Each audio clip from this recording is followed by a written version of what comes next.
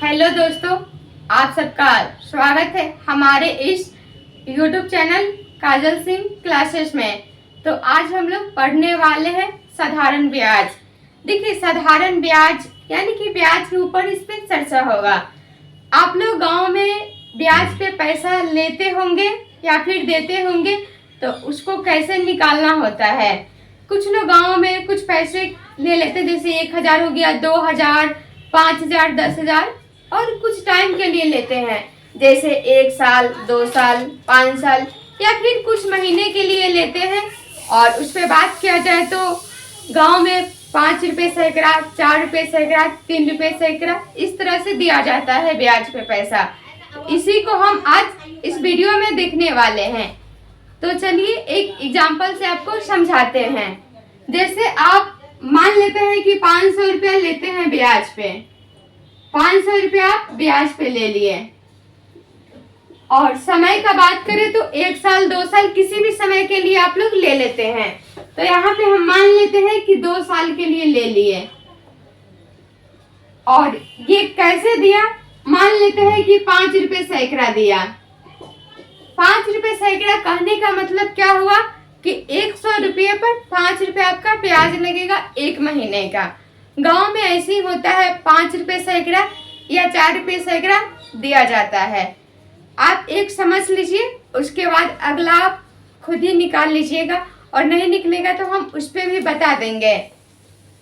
तो देखिए यहाँ पे एक ये क्वेश्चन बन गया कि आपने किसी से 500 रुपया ले लिए, ब्याज पे ले लिए, 2 साल के लिए ले लिए, और उस पे ब्याज कितना है 5%।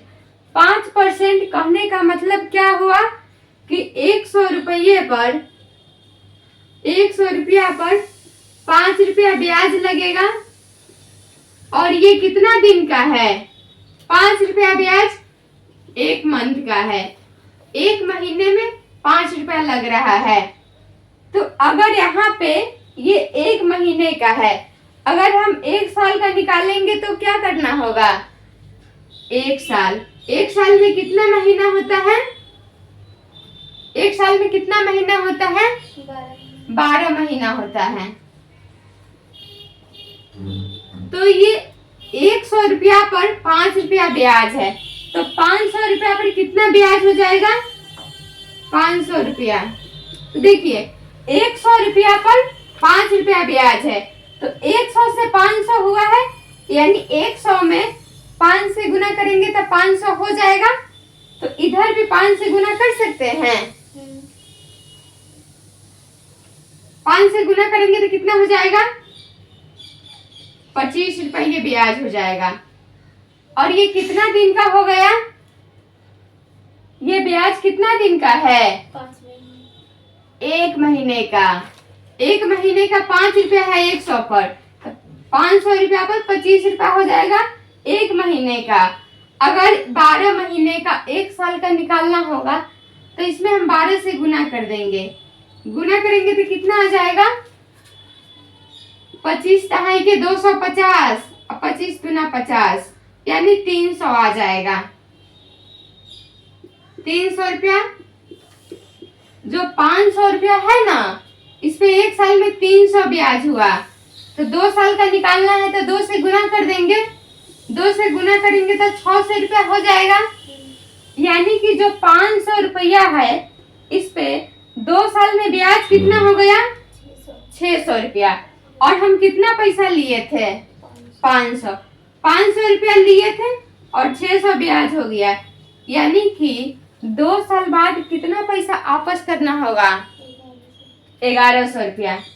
यानी कि हम किसी से 500 रुपया लेंगे 2 साल के लिए और 5% ब्याज से, तो उसको 1100 रुपया देना पड़ेगा, रिटर्न करना होगा। ये समझ में आ गया, ये बेसिक तरीका था, इसी को हम फॉर्मूला से सिखाने वाले हैं। इसको मिटा देते हैं।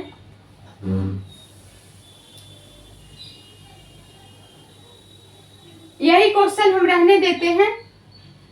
500 रुपया था 2 साल और 5% दर से। देखिए साधारण ब्याज क्या होता है, साधारण ब्याज अगर साधारण ब्याज का बात करें तो इसका फॉर्मूला होता है P गुने R गुने T बटा 100। अब सबसे पहले ये बता देते हैं P क्या होता है, R क्या होता है और T क्या होता है। P का मतलब होता है प्रिंसिपल यानी कि मूलधन, हिंदी में मूलधन बोलते हैं। R का मतलब रेट, अब हिंदी में इसको क्या बोलते हैं, दर। ये हमेशा प्रतिशत में रहेगा, परसेंट में रहेगा, जैसे 4%, 5%, 6%, इस तरह से। इस क्वेश्चन में 5% है। और टी का मतलब होता है टाइम यानी कि समय। इसमें ये बात ध्यान रखना होता है, जो रेट है और टाइम है ये ईयर में रहेगा यानी कि साल में रहेगा। अगर क्वेश्चन में महीना दे दिया तो इसको साल में बदलना होगा, ठीक है। तो यहाँ पे ये 500 रुपया क्या है, इसको हम मूलधन बोलेंगे, मूलधन 500। किसी से हम पैसा ब्याज पे लेते हैं, कितना भी पैसा लेते हैं, 500, 1000, वो क्या हो जाता है, मूलधन। अगर हम किसी से 10,000 रुपया लेंगे ब्याज पे तो वो 10,000 क्या हो जाएगा, मूलधन। ये मूलधन समझ में आ गया। अब आते हैं 2 साल। ये 2 साल क्या है, समय है।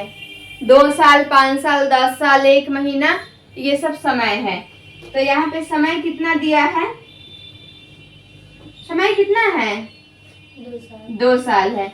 और ये 5% क्या है, दर। दर कितना है, 5%। और ये 5% क्या चीज में दिया था, 5% ब्याज ये महीना का है, 1 महीना का। बताए हैं ना कि 100 रुपया पर 5 रुपया ब्याज लग रहा है, ये 1 महीने का। तो ये क्या चीज में दिया है, महीना में दिया है। तो इसको ईयर में बदलना होगा। चलिए इस पे पुट कर देते हैं इसको, P गुने R गुने T बटा 100। P कितना है, 500। R कितना है, R का मतलब रेट होता है, समय का T होता है और मूलधन का P होता है, प्रिंसिपल। R कितना है, 5%, ये 1 महीने का है, लेकिन यहाँ महीना में नहीं होना चाहिए, साल में होना चाहिए।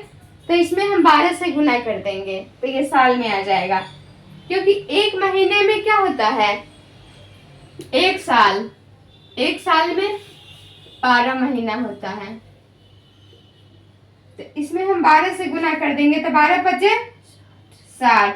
और समय कितना है, 2 साल है, तो यहाँ पे 2 हो जाएगा, बटा में 100। 0 से 0 कट जाएगा।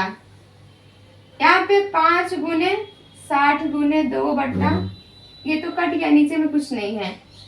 यहाँ पे 5 था, 5 दूना 10 और 10 छक्का 60। ये 600 रुपया क्या आया है, SI, साधारण ब्याज, सिंपल इंटरेस्ट, यानी SI कितना आ गया, 600। SI आ गया 600। अब टोटल पैसा कितना रिटर्न करना होगा, उसको हम लोग अमाउंट बोलते हैं। अमाउंट, हिंदी का बात किया जाए तो मिश्रधन बोलते हैं। जो मिश्रधन होता है वो क्या होता है, मूलधन प्लस साधारण ब्याज।